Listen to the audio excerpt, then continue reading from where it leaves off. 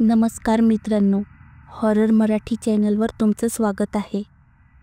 मित्रांनो, आयुष्यात आपल्यावर कधी काय वेळ येईल सांगता येत नाही.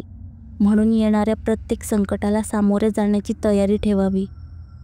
पण आपण कधी हा विचारही केलेला नसतो की काही अमानवी आत्मांशी संबंधित घटनेला आपल्याला तोंड द्यावं लागेल. आणि असा विचार कोणी का करेल? जे कधी डोळ्यांनी पाहिलं नाही, अनुभवलं नाही, त्या गोष्टींवर विश्वास तरी कसा बसेल? पण मुंबईत राहणाऱ्या सावनीने तिचा अनुभव आपल्यासोबत शेअर केला आहे. अर्थातच आपल्याप्रमाणे तिचाही या सर्व गोष्टींवर विश्वास नव्हता.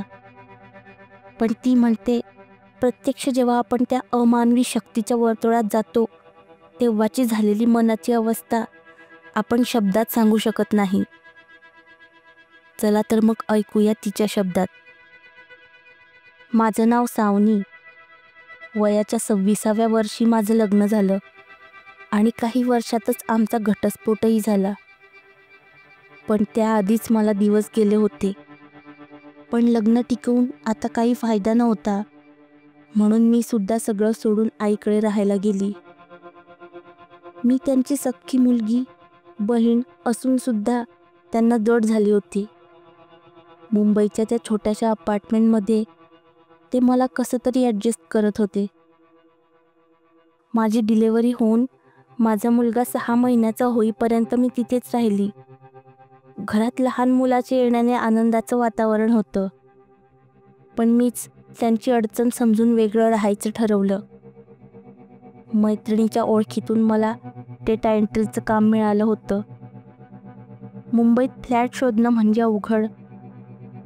आई बाबा कल्याणमध्ये राहत होते आणि मला हाऊसिंग वेबसाईटवर बदलापूरमध्ये एके ठिकाणी फ्लॅट मिळाला होता. बजेटमध्ये होता, उलट त्यापेक्षाही कमीच. फक्त एवढंच की बिल्डिंगमध्ये जास्त लोक राहत नव्हते आणि ती थोडीशी एकाकी होती. पण रस्त्यालगतच होती.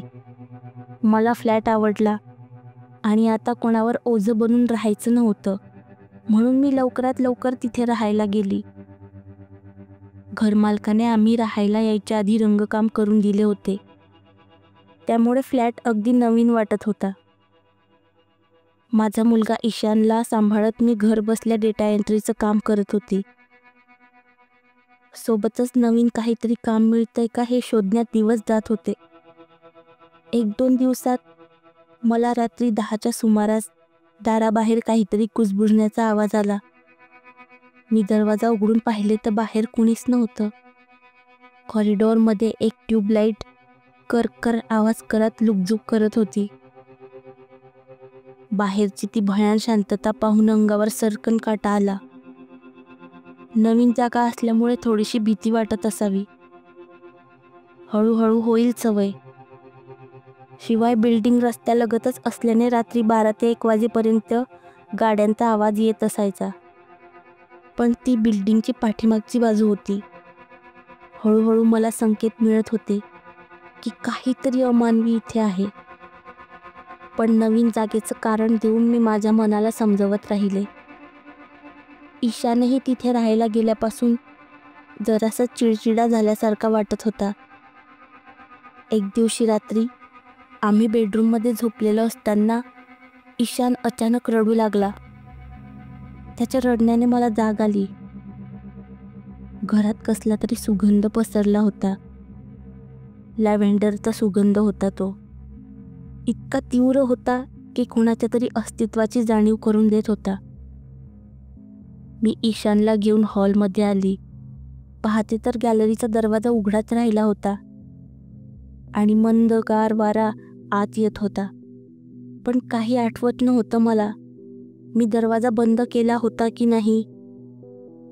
मग मी तो बंद केला आणि ईशानला पुन्हा बेडरूममध्ये घेऊन गेले. तर आता तो सुगंध नाहीसा झाला होता.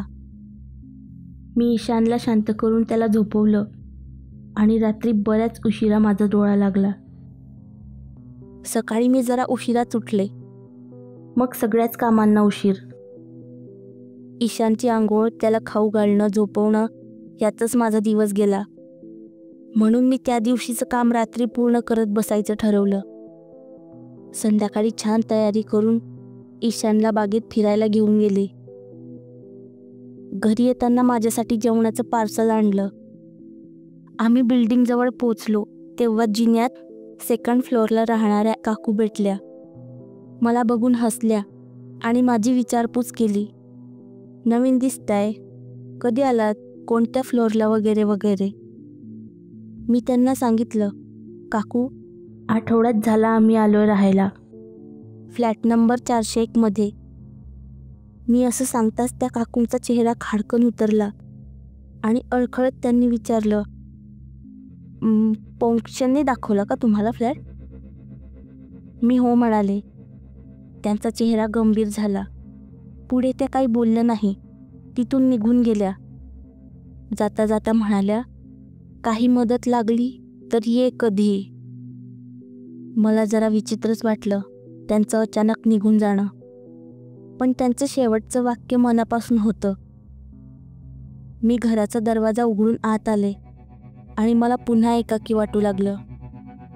जेवण करून मी ईशानला झोपवलं आणि मी हॉलमध्ये काम करत बसली. काम करता करता मला इतकी पेंग येत होती की तिथेच टेबलवर डोकं ठेवून मी झोपून गेले. किती वेळ झाला असेल मला झोपून माहीत नाही, पण मध्यरात्री कसल्या तरी सुगंधाने मला अंधुकशी जाग आली. तो लॅव्हेंडरचा सुगंध होता. त्या दिवशी येत होता अगदी सेम तसाच. आणि मग कुणाच्या तरी हसण्याचा बेसूर आवाज मला आला आणि मी खाडकन डोळे उघडले. अजूनही तो आवाज येतच होता. माझ्या लक्षात आले की घरातूनच येतोय हा आवाज, बेडरूममधून.